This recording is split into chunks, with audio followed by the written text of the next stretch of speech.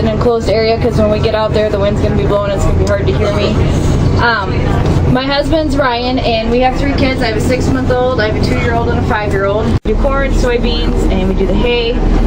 And then we're involved in several operations. The operation you're going to see today is called the Triple RJ feedlot, and that consists of my husband, our family, and then he's got 2 sisters, their family, and then my in-laws.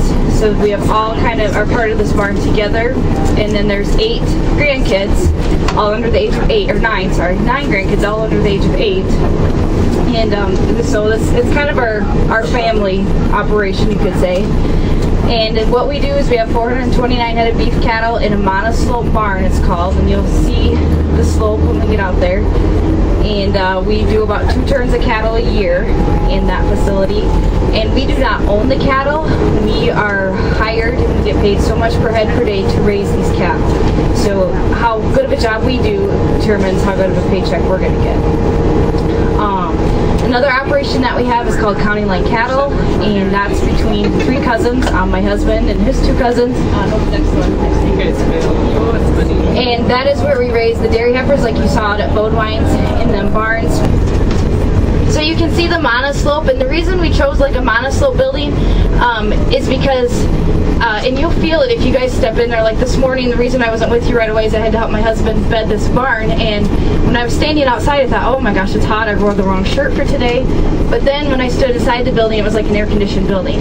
And the reason that is because we've got curtains over here to control the temperature, and then that high front. So in the middle of January, when it's really cold out, that sun, the sun is going to reach and go all the way back and heat that barn. But now in the summertime, the sun, you can see, is not hardly in that building at all, which does like a natural air conditioner for that building. Use that too for bedding. Okay.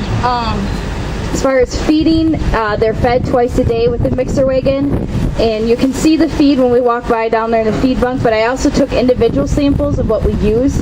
One thing we use is just straw, plain straw.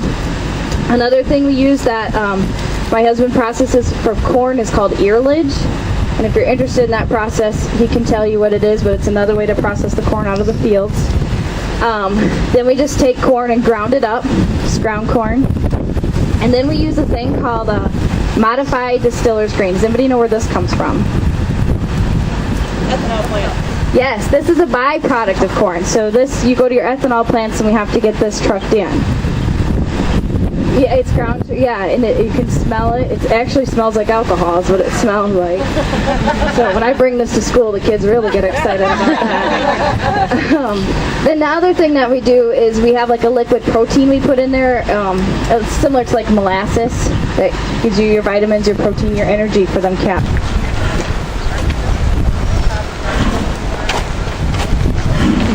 And if you guys look in this first pen, this is bean stubble here that we use for bedding. And then the next pens is the corn stalks. So if you want to see the difference between the two, I prefer corn stalks because when I got to run the gates, I don't get as dirty with the bean stubble. Yeah. All the time. Another thing that my husband does is when we first get cattle in, a lot of times they're kind of skittish or, they're not sure of their surroundings. So the more calmer you are with the animals, the better you are around them, the more that they see you, they tend to calm down. As you can see now, they're, we're all women. They usually don't see this many women here, so they're kind of freaking out. But my husband will walk pens a lot, look for sick cattle. You want to look for like runny nose, droopy eyes, kind of the same things you will look for your children when they're sick. Same thing here for cattle. If you have to pull them out, we'll treat them with medication if we need to. While we have the cattle, we'll probably work them once, maybe twice. And what we mean by working them is we run them through a chute and we give them like vaccinations, just like you give your children the vaccinations to age 2 or 3, whatever we do for them. Cattle get the same type.